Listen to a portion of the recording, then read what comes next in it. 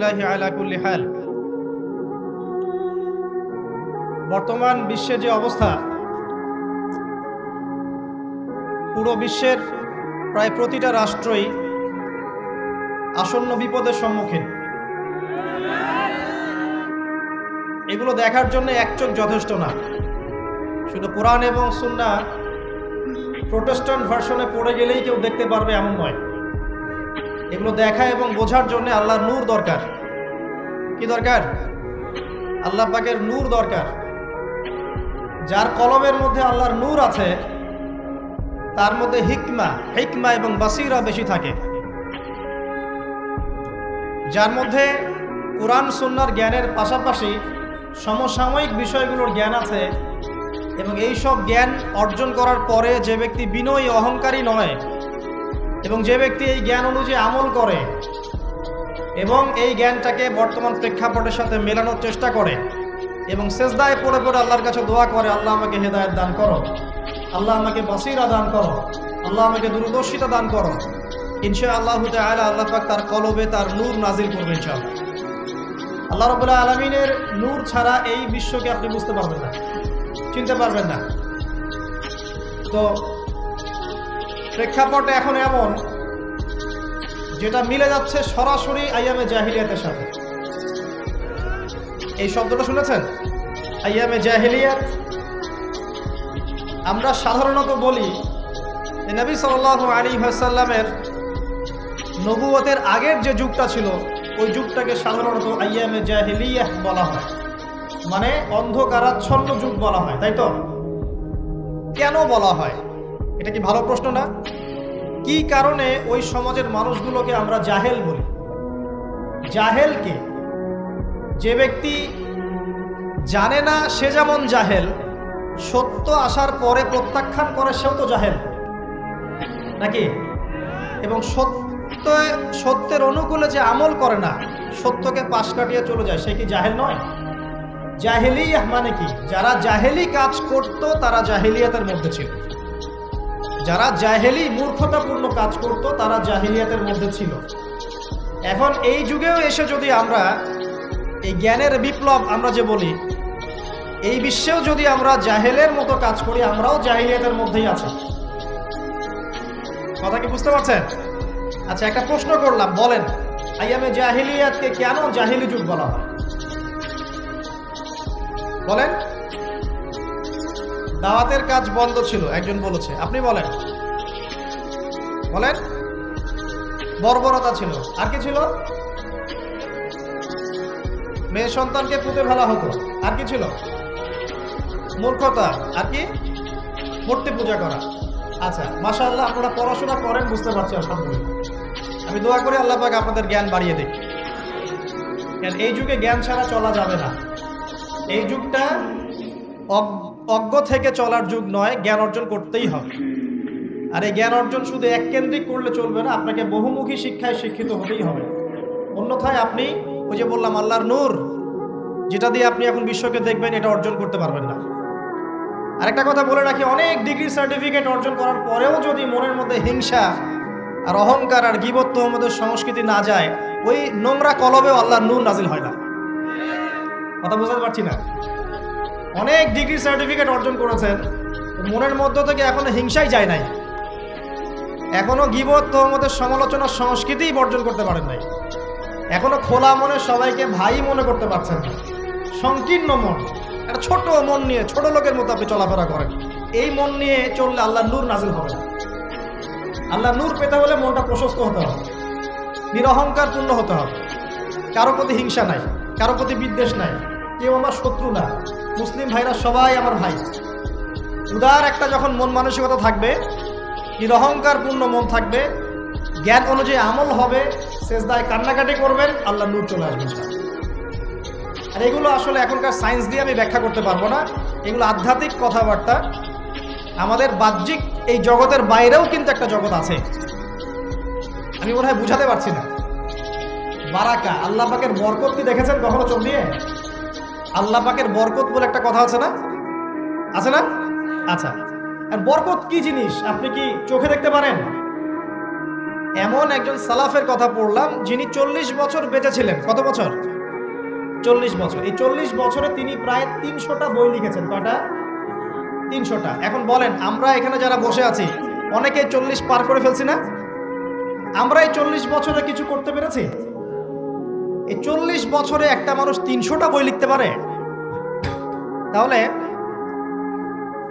আমরা বুঝতে পারছি যে তাদের সময়ের যে বরকত আর আমাদের হায়াতের বরকত এক না। বরকত সম্পূর্ণ ভিন্ন জিনিস, যেটা আমরা চাক্ষুষ দেখা জ্ঞান দিয়ে বিশ্লেষণ করতে পারবো না। পারবো? পারবো না। আরো বোঝাচ্ছি, দেখুন রাসূলুল্লাহ সাল্লাল্লাহু আলাইহি ওয়াসাল্লাম সারাদিনে কত কাজ করতেন। তাহাজ্জুদ পড়তেন, শেষ রাত্রে উঠতেন, রাতের এক অংশ ঘুমাতেন, আরেক অংশ উঠতেন, উঠে তাহাজ্জুদের নামাজ পড়তেন, লম্বা কেরাত, মানে এক রাকাতে প্রায় 4 পারা কোরআন তেলাওয়াত করেছেন। এক রাকাতে 4 পারা। আমরা তো 4টা আয়াত পড়লেই একদম তাড়াতাড়ি রুকু করতে হবে, দাঁড়ায় থাকতে পারতেছি না। তাই নামাজ তো ডিজিটাল, এখন যুগের সাথে সাথে নামাজও কি ডিজিটাল। অনেক মসজিদে নামাজ পড়লে মনে হয় ইমাম সাহেব পেশাব পায়খানা চাপ নিয়ে নামাজ পড়াচ্ছে মনে হয়, তাড়াতাড়ি নামাজ শেষ করতে পারলে বাঁচে। আবার দেখা যায় মাঝে মাঝে যে নামাজ মানুষ পড়াচ্ছে, পড়তেছে না, মানে নামাজ পড়ানোর দায়িত্ব সে পালন করছে, নামাজ নিজে পড়তেছে না। তো এই ডিজিটাল নামাজ না, নবী সাল্লাল্লাহু আলাইহি ওয়াসাল্লাম এক রাকাতে 4 পারা কোরআন তেলাওয়াত করেছেন, প্রায় 4.5 পারা তাহাজ্জুদের নামাজ। তখনই তো গিয়ে পা ফুলবে। এই যে পা ফুলতো, এমনি এমনি পা ফোলে? কতক্ষণ দাঁড়ায় থাকলে একটা মানুষের পা ফোলে? নবী সাল্লাল্লাহু আলাইহি ওয়াসাল্লামের পা ফুলে যেত, পা মোবারক ফুলে যেত। লম্বা সালাত পড়তেন, সালাতের পরে আবার কিছুক্ষণ ডান কাতে শুয়ে থাকতেন সুন্নত পড়ে। বেলাল রাদিয়াল্লাহু আনহু এসে ডাক দিতেন, তিনি গিয়ে মসজিদ নববীতে নামাজ পড়াতেন। ফজরের নামাজও হতো লম্বা, কেরাত হতো লম্বা। নামাজের পরে আবার সাহাবীদের সাথে কথাবার্তা বলতেন, দ্বীনি বিষয়ে মোজাকারা করতেন।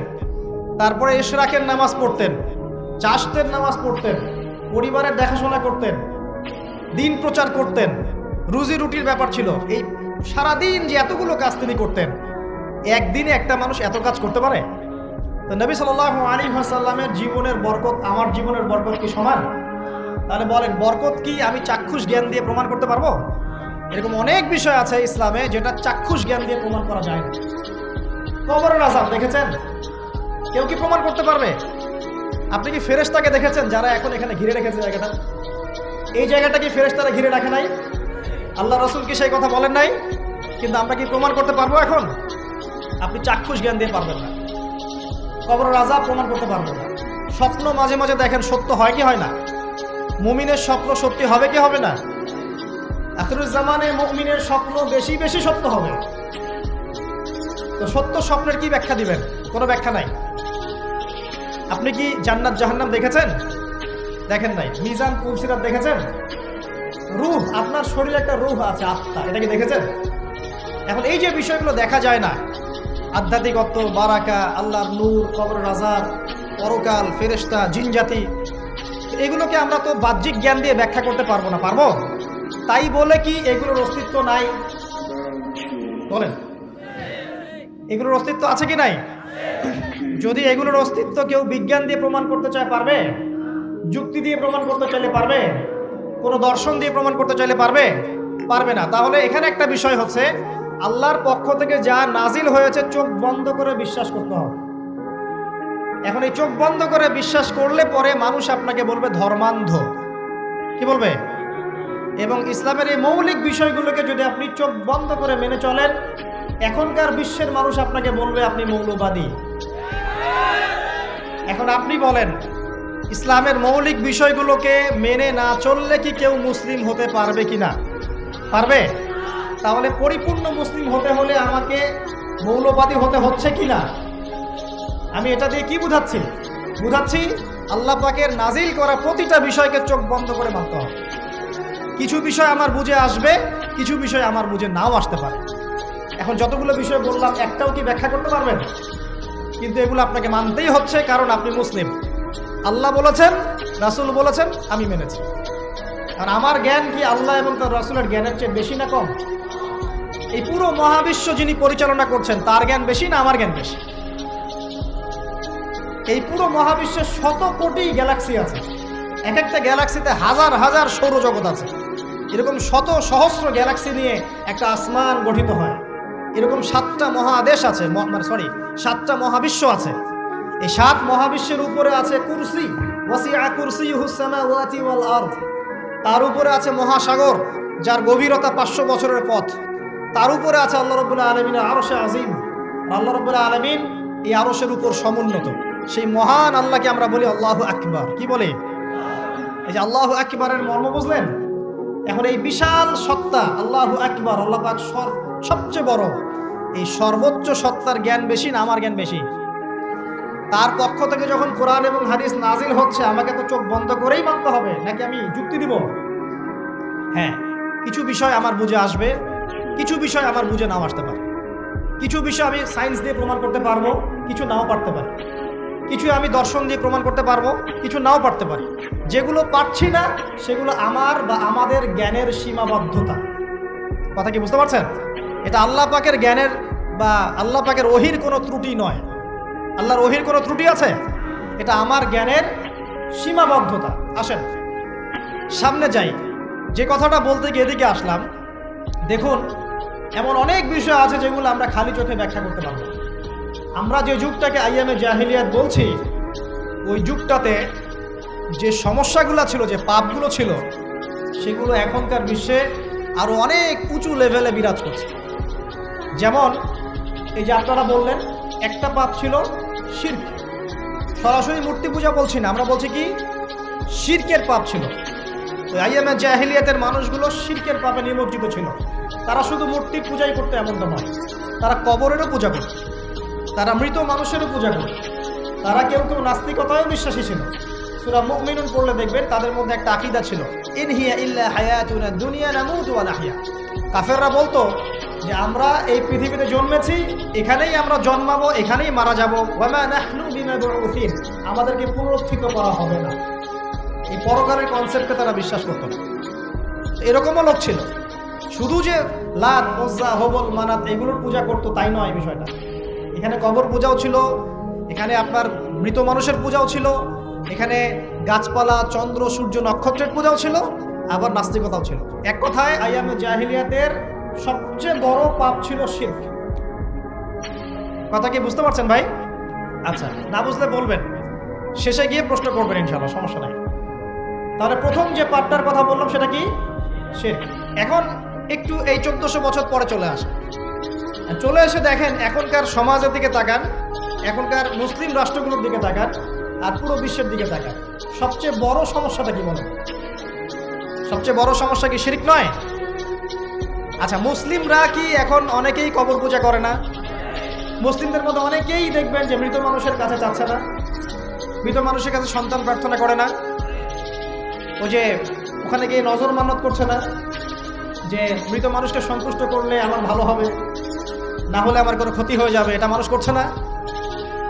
মুসলিমদের মধ্যে বহু মানুষ আল্লাহর হালালকে হারাম করছে না, আল্লাহর হারামকে হালাল করে নিচ্ছে না, এটাও কিন্তু শিরক। আপনি কি জানেন যে আল্লাহর হালালকে হারাম করলে শিরক হয়? আল্লাহর হারামকে হালাল করলে শিরক হয়? সুদ হালাল না হারাম? না, সুদ তো ফরজ। সুদ হালাল না হারাম? সুদ তো এখনকার বিশ্বে ফরজ। সুদ ছাড়া এই বিশ্ব চলবে না। আপনি ঠিক বলছেন, কিন্তু সুদ ছাড়া এই বিশ্ব চলে না। যে কোনো কিছু করতে গেলে সুদ লাগবে। তো এখন যে সবাই এটাকে হালাল করে নিচ্ছে, এটা কি হচ্ছে? আল্লাহর হারামকে মানুষ হালাল করছে না। আচ্ছা বলেন, মদ হারাম না হালাল? বলেন। মদ তো ওয়াজিব নাকি? যুব সমাজে তো মদ না খেলে চলে না। মদ খায় না এমন যুব সমাজের সংখ্যা বেশি না খায় তার সংখ্যা বেশি? কয়টা ছেলে আছে স্মোক করে না? বলেন, কয়টা ছেলে দেখাতে পারবেন যারা স্মোক করে না? এখানে কারা কারা স্মোক করেন না? মাশাআল্লাহ, আলহামদুলিল্লাহ, মাশাআল্লাহ। হাত নামান, হাত নামান, হাত। আল্লাহ পাক আপনাদের রক্তে এবং মাংসে বরকত দান করুন, দোয়া করুন। যদি আপনি কোনো কমিউনিটির মধ্যে দেখাতে পারেন যে তারা মাদক থেকে দূরে আছে, তারা শুধুমাত্র ইসলামিক কমিউনিটি, অন্য কোনো কমিউনিটি। যদি আপনি মাদক মুক্ত কোনো ক্যাম্পাস দেখাতে পারেন, সেটা হবে মাদ্রাসা। যদি পর্ন মুক্ত ক্যাম্পাস দেখাতে পারেন, দেখাতে হবে মাদ্রাসা। এখানে বিষয়টা হচ্ছে, যারা ইসলাম প্র্যাকটিস করে কোরআন এবং সুন্নাহর বুঝ যাদের মধ্যে আছে, যাদের মধ্যে আল্লাহর ভয় আছে, এরা কখনো সুদ খাবে? এরা কি মদ খেতে পারবে? পারবে না। ইনশাআল্লাহ আপনারা কি জিনা করতে পারবেন? আল্লাহ পাক আপনাদেরকে ঈমান আমলের উপর অটুট রাখুন, আমিন। যে কথাটা বলছি, কেউ যদি আল্লাহর হালালকে হারাম করে নেয় আর কেউ যদি আল্লাহর হারামকে হালাল করে ফেলে, এটাকে কিন্তু শিরক বলা হয়। এই বিশ্বে কি এই সমস্যা নাই? বুঝেন না এই সমস্যা আছে কি নাই? আছে। সামনে আগান। এই বিশ্বের শিক্ষা ক্ষেত্রগুলো দেখবেন, এই শিক্ষা ক্ষেত্রগুলোর মধ্যে নাস্তিকতার শিক্ষা বাড়ছে না কমছে? বাড়ছে। এই বিশ্বের অর্থনীতি দেখবেন, অর্থনীতির মধ্যে শিরক বাড়ছে না কমছে? এখানে আপনাকে সুদ নিতে হচ্ছে, এখানে আপনাকে আল্লাহর নাজিলকৃত ইকোনমি বাদ দিয়ে পশ্চিমাদের নাজিলকৃত ইকোনমি বহন করতে হচ্ছে। এটাও এক প্রকার কুফরি। আরো সমস্যা আছে। এই বিশ্বের ওয়ার্ল্ড অ্যাফেয়ার্সের দিকে তাকাবেন, দেখবেন বিশ্বের কয়টা জায়গা আপনি আমাকে দেখাতে পারবেন যেখানে মুসলিমদের মধ্যেও আল্লাহ রাব্বুল আলামিনের নাজিলকৃত বিধান দিয়ে বিচার ফয়সালা হচ্ছে? কয়টা দেখাতে পারবেন? তো যেখানে আছে খুব স্বল্প পরিসরে। পুরো বিশ্বের অবস্থা আজকে এমন। পর্নোগ্রাফি হালাল না হারাম? পশ্চিমা সংস্কৃতির মধ্য দিয়ে এটা সারা বিশ্বে ছড়িয়ে দেওয়া হয়েছে। মানুষ এখন এটাকে available part of our life এটা মনে করছে, common part of our life. পর্দা হালাল না হারাম? বলেন, পর্দা না করাটা হারাম না হালাল? আচ্ছা, এখন দেখেন, মিডিয়া বলেন, প্রিন্ট মিডিয়া বলেন, ইলেকট্রনিক মিডিয়া বলেন, বিভিন্ন প্রযুক্তিগত উন্নয়নের মধ্য দিয়ে নগ্নতাকে প্রমোট করা হচ্ছে কি হচ্ছে না? বলেন, হচ্ছে কি হচ্ছে না? এখন কি কাপড় খোলার দিকে মানুষ বেশি আগ্রহী না পরার দিকে? দেখবেন ইসলামের বুঝ যাদের মধ্যে নাই, এরা কাপড় খুলতে যাচ্ছে এখন। আর আমি আপনাদেরকে বলি, আগের লেকচারগুলোতেও বলেছি, এই পুরো মহাবিশ্বে আমাদের বাবা আর মা আদম এবং হাওয়া আলাইহিস সালাম, তাদের গা থেকে পোশাকটা খুলে ফেলেছিল কে জানেন? কে? ইবলিস। যখনই তারা গাছের কাছে গেলেন, তখন কি হলো? ফালাম্মা যাকাশ শাজারা বাদাত লাহুমা সাওয়াতিহিমা। যখনই তারা গাছের কাছে গেলেন, তাদের কাপড় খুলে পড়ে গেল। তাহলে পুরো মহাবিশ্বে আমাদের পিতামাতাকে নগ্ন করে দিয়েছে কে? ইবলিস, শয়তান। তাহলে এখন পৃথিবীতে যারা মুসলিমদেরকে বা অমুসলিমদেরকে, পুরো মানবতাকে যারা নগ্ন করতে চাচ্ছে, এরা কার এজেন্ট? এরা কার এজেন্টটা বাস্তবায়ন করছে? এটা কি বুঝতে বাকি থাকে? আমি কথাগুলো বানিয়ে বলি নাই। সূরা আরাফ পড়েন, দেখবেন সব লেখা আছে। আসেন, এক কথায় বলতে চাচ্ছি, ওই সময়কার যে শিরকটা শুধুমাত্র মক্কায় সীমাবদ্ধ ছিল, এখনকার শিরকটা গ্লোবালাইজেশন হয়েছে, পুরো দেশে দেশে দেশে শিরক ছড়িয়ে পড়েছে। আসেন, ওই সময় আরেকটা বড় পাপ ছিল, যেটা এই যে এক ভাই বলল, সেটা হলো রিবা। রিবা, রিবা মানে কি? সুদ। রিবা মানে সুদ, জানেন তো? আর সুদ তো ফরজ নাকি ভাই? আচ্ছা, এমন কোন গ্রাম নাই বাংলাদেশে যেখানে সুদ নাই, আর বিশ্বের এমন কোন দেশ নাই যেখানে সুদ নাই। আর এই যুগের কথাই নবী সাল্লাল্লাহু আলাইহি ওয়াসাল্লাম হয়তোবা বলেছিলেন, আল্লাহু আ'লাম, আল্লাহ ভালো জানেন, যে এমন একটা যুগ আসবে যে যুগে ম্যাক্সিমামে সুদখোর হবে। যে ব্যক্তি সুদের ছিটাফোঁটা, মানে সুদের পাপ থেকে বেঁচে থাকতে চাইবে, ওর গায়েও গিয়ে সুদের ছিটাফোঁটা গিয়ে লাগবে। এটা সেই যুগ না? আপনি বুঝতে পারছেন না হয়তো, এটা সেই যুগ। আপনি মনে করছেন দাড়ি টুপি পাগড়ি জুব্বা মাশাআল্লাহ সব লাগাই দিছি, হ্যাঁ, বাইরে একটা সাইনবোর্ড আছে, আমি মৌলবী আল্লামা, আমি একজন দায়ী বক্তা, কিন্তু সুদের যে ওই ছিটাফোঁটা, এটা আপনার কাছে আমার কাছেও আছে। হয়তো আপনি বুঝতে পারছেন না। কখন বুঝবেন? যখন ইসলামিক অর্থনীতির বইগুলো পড়তে পারবেন। আর শুধু ইসলামিক অর্থনীতির বই যথেষ্ট না, এর পাশাপাশি আমাদের দরকার এই প্রচলিত যে IMF, ইন্টারন্যাশনাল মনিটারি সিস্টেম, এর নীতিগুলো জানা। তখন কি আপনি বুঝবেন ওয়ার্ল্ড ব্যাংক কি জিনিস, IMF কি জিনিস, ঠিক আছে? তখন বুঝবেন যে পেট্রো ডলার কি জিনিস, তখন বুঝবেন যে হার্ড কারেন্সি সফট কারেন্সি কি জিনিস, এখন বুঝবেন না। আর যেহেতু বুঝবেন না, অতএব আমি এগুলো বলেও লাভ নাই। যেহেতু আপনি বুঝবেন না, আমি যদি এখন এসব নিয়ে কথা বলি, আপনার কাছে মনে হবে এসব কি উল্টাপাল্টা কথা কইতেছে। ঠিক আছে, যাই হোক, আগে আল্লাহর ওয়াস্তে ইসলামিক ইকোনমিক্স পড়েন এবং ইন্টারন্যাশনাল মনিটারি সিস্টেম সম্পর্কে পড়েন। প্রত্যেক স্টেটের প্রধান যারা আছেন তারা জানেন যে ওয়ার্ল্ড ব্যাংক কি জিনিস, তারা জানেন IMF কি জিনিস। ঋণের এমনি এমনি কোনো কান্ট্রিকে তারা ঋণ দিবে না, একটা বিশাল বড় সুদের জালে ওদেরকে ফেলবে, তারপর জনগণের রক্ত চুষে সুদ শোধ করতে হবে। আর যারা পারবে না, ওরা কি শ্রীলঙ্কার মতো দেউলিয়া হয়ে যাবে। কেন দেউলিয়া হয়ে গেছে? বিকজ ও ঋণ শোধ করতে পারছে না, বাস দেউলিয়া। তো যাই হোক, পড়াশোনা করেন, আমি একজন স্কলারের নাম বলে দিই, এক লেকচারে তো সব বলে দেওয়া সম্ভব না। সম্ভব? আমি রাস্তা দেখাচ্ছি আপনাদের। আপনারা আল্লামা তকি উসমানীর বইগুলো পড়েন, নাম শুনেছেন? আচ্ছা, নাকি এখন বলবেন যে উনি তো হানাফি মাযহাবের, আমি তো আহলে হাদিস পড়বো না, এটা বলবেন নাকি? আল্লামা তকি উসমানী এই বিশ্বের সবচেয়ে বড় আলেমদের একজন। আল্লামা তকি উসমানী এই বিশ্বের সবচেয়ে রিনাউন্ড আলেমদের একজন। তার ইসলামিক অর্থনীতির যে পুরো সিরিজ আছে, আল্লাহর ওয়াস্তে বাসায় কিনে একবার পড়ে দেখেন অর্থনীতি কি জিনিস, আপনি কিসের উপর দাঁড়িয়ে আছেন। পড়া যাবে না ইনশাল্লাহ? আপনি তাকে ভালো যদি নাও বাসেন তাও পড়ে দেখেন। মনে করেন আপনি একটা কমিউনিটির মধ্যে আছেন, বা একটা সংগঠনে আছেন, বা একটা ঘরানার মধ্যে আছেন, তাহলে কি অন্য ঘরানার বইপত্র পড়া যাবে না? হারাম হয়ে গেছে নাকি? এই যে সংকীর্ণ মানসিকতা থাকলে ভাই হেদায়েত পাওয়া যাবে না। আর আপনি যে মনে করছেন আমি একদম হকের উপর আছি, আপনি সঠিক পথে আছেন ঠিকই, তবে এটা সঠিক ভুল পথ। কথা বুঝতে পারছেন না? আপনি মনে করছেন যে আমি একদম চূড়ান্ত সঠিক বিষয়ের উপর আছি। হ্যাঁ, আপনি সঠিক বিষয়ের উপর আছেন ঠিকই, বাট আপনি সহি একটা ভুল পথে আছেন। এটা বুঝবেন পরে, যখন জ্ঞানের পরিধি বাড়তে থাকবে তখন বুঝবেন যে সহি পথ কোনটা, সহি ভুল পথ কোনটা। মুসলিমদের মধ্যে ফাটল সৃষ্টি করে জান্নাতে যাওয়া যায় না। যায়?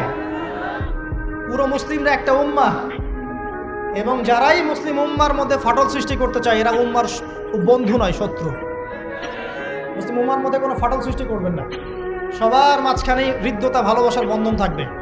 যদি বিভিন্ন ধর্মের মানুষ একসাথে বসবাস করতে পারে একটা দেশে, তাহলে বিভিন্ন তরিকা এবং মাযহাবের মানুষও একসাথে থাকতে পারবে একটা দেশে ইনশাআল্লাহ। আমরা আমাদের মাঝে ইখতিলাফি বিষয় থাকতে পারে, কিন্তু দিন শেষে আমরা সবাই মুসলিম ইনশাআল্লাহ। দিন শেষে ইসলামের জন্য দাঁড়াতে হলে দল, মত, মাযহাব, তরিকা নির্বিশেষে সবাই একসাথে দাঁড়াবে ইনশাআল্লাহ। আল্লাহ পাক আমাদের হৃদয়টাকে প্রশস্ত করুন, আমিন। জাহেলিয়াতে 2 নম্বর সমস্যা ছিল রিবা। এই রিবা সম্পর্কে আগে বলি যে এখন আল্লাহ পাক কি বলেছেন। আল্লাহ পাক বলছেন যে ইয়ামহাকুল্লাহুর রিবা ওয়া ইউরবিস সাদাকা। আপনি যদি দান সদকা করেন, যাকাত দেন, যাকাত ভিত্তিক অর্থনীতি চালু করেন, আল্লাহ পাক আপনার সম্পদকে বাড়িয়ে দিবেন। আর আপনি যদি রিবার মধ্যে যান, আল্লাহর বক্তব্য হচ্ছে, এটা আমার কথা না, আল্লাহ পাক বলছেন আপনার সম্পদ সংকুচিত হয়ে আসবে। এখন আপনার ডিসিশন, আপনি কি করতে চান করতে পারেন, আমাদের কিচ্ছু বলা নেই। লাকুম দীনুকুম ওয়ালিয়া দিন, আপনার বুঝ আপনার দিন আপনার, আমার দিন আমার। আল্লাহ বলছেন ফাযাক্কির ইন্নামা আনতা মুযাক্কির, উপদেশ দাও তুমি উপদেশ দাতা। লাস্তা আলাইহিম বিমুসাইতির, কারো প্রতি তুমি দারোগা নও। আল্লাহ বলছেন আপনি শুনে থাকলে সম্পদ সংকুচিত হবে, যদি ছেড়ে দেন, যাকাত দেন, ব্যবসা ভিত্তিক ইকোনমি চালান, আপনার সম্পদ বাড়বে ইনশাআল্লাহ। কি করবেন, ডিসিশন কার? আপনার। আল্লাহ পাক বলছেন ইয়া আইয়ুহাল্লাযীনা আমানু, হে মুমিনগণ, ইত্তাকুল্লাহ। শোনেন ভাই, আল্লাহ বলছেন ইত্তাকুল্লাহ, তোমরা আল্লাহকে ভয় করো। ওয়া যারু মা বাকিয়া মিনার রিবা, সুদের অবশিষ্ট সব অংশ ছেড়ে দাও।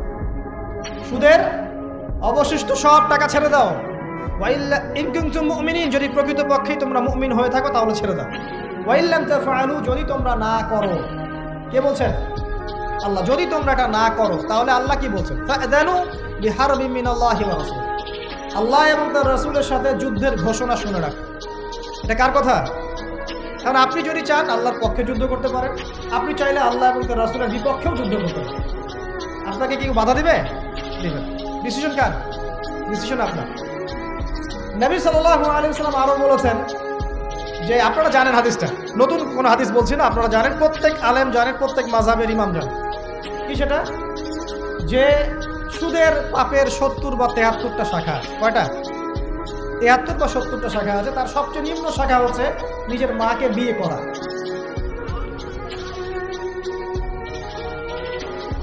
দেখলেন আমাদের অন্তরে কি কথাটা আঘাত করলো? আপনি কি আপনার মায়ের সাথে, নাউযুবিল্লাহ, আপনি কি আপনার মাকে বিয়ে করতে পারবেন? এটা কি কোনো ব্যক্তির পক্ষে সম্ভব? কিন্তু নবী সাল্লাল্লাহু আলাইহি ওয়াসাল্লাম বলছেন 73 শাখার সবচেয়ে নিম্ন শাখা হচ্ছে সেই ব্যক্তি যেন তার মাকে বিয়ে করবে। আর সর্বোচ্চ শাখা কি? ওই যে আল্লাহ এবং তার রাসূলের সাথে কি করা? যুদ্ধ করা। আরেকটা হাদিস আছে, নবী সাল্লাল্লাহু আলাইহি ওয়াসাল্লাম বলেছেন 4 শ্রেণীর মানুষ আছে, এদেরকে আমি সমানভাবে অভিশাপ দিলাম। কয় শ্রেণী? 4 শ্রেণী। জাস্ট শুনে রাখেন হাদিসগুলা। আমি জানি এই বিশ্বে আপনি এই হাদিসগুলোর উপর ইমপ্লিমেন্টেশনও যেতে পারবেন না, এটা আমি বুঝি, কিন্তু আকীদা ঠিক থাকতে কি কোনো সমস্যা আছে? একটা মানুষ পাপ করে, জেনে করে যে হ্যাঁ আমি জানি এই কাজটা খারাপ, ঠিক আছে? আরেকটা মানুষ মনে করে না এটা করলেও হয়, না করলেও হয়, কোনো সমস্যা নেই। আরেকটা মানুষ মনে করে যে না, আমি একটা ডাহা পাপ করছি, এটা থেকে বেঁচে থাকা আমার উচিত ছিল, কিন্তু আমি পারছি না। আর একজন পাপ করছে যে আমি মানি না এসব বিধান টিধান, যা ভালো মনে হবে দুনিয়ার জন্য করব। এরা কি সবাই সমান? একজন মানুষ যে জানে যে এটা খারাপ কাজ কিন্তু বাধ্য হয়ে সে করতে হচ্ছে, সে ব্যক্তি তো ওর চেয়ে কিছুটা হলেও উত্তম নাকি যে ব্যক্তি বেধারসে পাপ করছে? আচ্ছা, ওই যে এক ছেলে বলেছিল আমাদেরকে মেসেজ করে যে আমি একটা মেয়েকে খুব ভালোবাসি হুজুর, তাকে বিয়ে করতে চাই, এখন ওই মেয়ের বাসার লোকজন রাজি হচ্ছে না। তো এই ছেলের মধ্যে কি চেতনাটা কি? সে প্রেম করছে ঠিকই, হারাম অ্যাফেয়ার্সে আছে ঠিকই, কিন্তু সে তাকে বিয়ে করতে চায়, ওটা হালাল করতে চায়। আর এক ছেলে মেসেজ করছে, সে বলছে যে আমি এরকম জেনায় লিপ্ত ছিলাম, এখন আমি কি করব? আমি কি ওগুলো ছেড়ে দিয়ে ফিরে আসব, নাকি আমি ওই মেয়ের সাথেই যেন অব্যাহত রাখবো? এই দুই ব্যক্তি কি সমান? সমান না।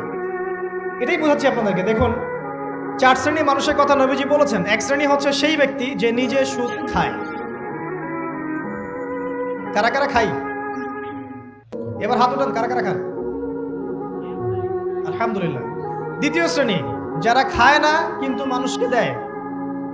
এবার দেন কারা কারা? আচ্ছা। 3 নাম্বার, খায়ও না দেয়ও না, খায়ও না দেয়ও না, সাক্ষী থাকে। সাক্ষী আছেন কারা কারা? সাক্ষী অনেক জনে আছে। আচ্ছা, মাশাআল্লাহ, লা ইলাহা ইল্লাল্লাহ। 4 নাম্বার, খায়ও না দেয়ও না, সাক্ষীও থাকে না, লিখে রাখে। এবার লেখেন কারা কারা? এইবার তো মুশকিল।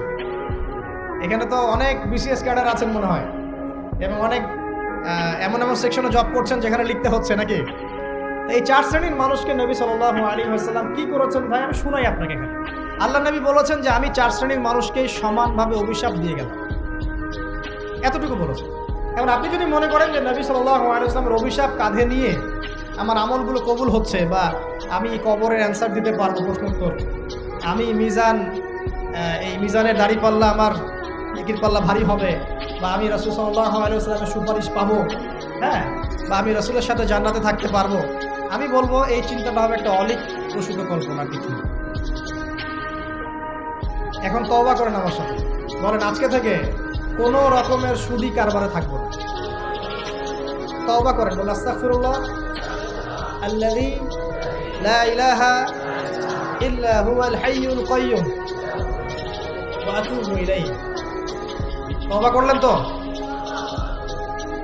ভ্যান চালায় খাবেন, রিক্সা চালায় খাবেন, কৃষিকাজ করে খাবেন, ব্যবসা করে খাবেন, ছোট্ট একটা মুদির দোকান করে খাবেন, যদি কিচ্ছু করতে না পারেন রাস্তায় মুচিগিরি করে হলে খাবেন, সেলুনে বারবার হয়ে খাবেন, তারপরে সুদের দিকে যাবেন ইনশাআল্লাহ। পারবেন? আপনার রিজিক কি আপনার হাতে না আল্লাহর হাতে? না, আমাদের রিজিক তো আমাদের হাতে। যে ব্যক্তি মনে করে রিজিক আল্লাহর হাতে, সে কি কখনো ঘুষ নিতে পারে? সে অন্যের সম্পদ আত্মসাৎ করতে পারে? সে অন্যের জমি সিজ করতে পারে? সে দুর্নীতি করতে পারে? সে সুদ খাইতে পারে? কেন খায়? কারণ সে মনে করে রিজিকের মালিক সে নিজেই। এগুলো করলে তার সম্পদ বাড়বে, না করলে সম্পদ বাড়বে না, এই কারণেই তো সে কাজগুলো করে। আর আমি খুব ভালোই বুঝি, অ্যাটলিস্ট আমি খুব ভালোই বুঝি যে এই কাজগুলো ব্যক্তিরা কেন করে। উত্তর শুনবেন? উত্তর হচ্ছে পরিবারের জন্য। কার জন্য? পরিবারের জন্য। মা, বৃদ্ধ মা আছে দেখতে হবে, বাবা আছে দেখতে হবে, স্ত্রী আছে। আর স্ত্রী মাশাআল্লাহ একদম ফ্যামিনিস্ট, তার চাহিদা পূরণ করতে তার হিমশিম খেতে হয়। হ্যাঁ, একটা শাড়ি দিলে 20,000, ঠিক আছে? স্ত্রীর চাহিদা অনেক, গহনা গাড়ির অনেক চাহিদা। আর না দিলে তো আবার সমস্যা, বাসায় গেলে তো মানসিক টর্চার ছেলে রেখে দেবে। এখনকার বেশিরভাগ পুরুষই কিন্তু নির্যাতনের শিকার। এখনকার বেশিরভাগ পুরুষ কিন্তু নির্যাতনের শিকার। ম্যাক্সিমাম বাসায় গিয়ে দেখবেন টর্চার, এক একটা রিমান্ডের সেলের মতো, বুঝছেন? এবং এটা 7 দিন 5 দিন 7 দিনের রিমান্ড না, এটা লাইফ টাইম রিমান্ড, মানে পুরো জীবন ধরে এই রিমান্ড চলবে। তো এই যে সমস্যা, কার কার জন্য করি? পরিবার, সন্তান, পিতা মাতা, আত্মীয় স্বজন, এগুলোর জন্য। কিন্তু একটা কথা শোনেন, আমরা যখন মারা যাব না, আমরা মারা গেলে পরে 40 দিন তারা আমাদেরকে মনে রাখবে কিনা সন্দেহ আছে। বিশ্বাস করছেন না? এই যে আমাদের অনেক আত্মীয় স্বজন মারা গেছে না, বছরে একটা বারো কি কবরস্থানে কেউ গিয়েছে? হয়তো যায়, মৃত্যুবার্ষিকী ওই দিন যায়, তাই না? দেখেন আমরা কিন্তু আস্তে আস্তে ভুলে গিয়েছি তাদেরকে। আমরা ব্যস্ত হয়ে গেছি, ঠিক একইভাবে তারাও আমাদেরকে ভুলে যাবে। এই জন্যই আমি বারবার আপনাদেরকে মনে করে একটা কথা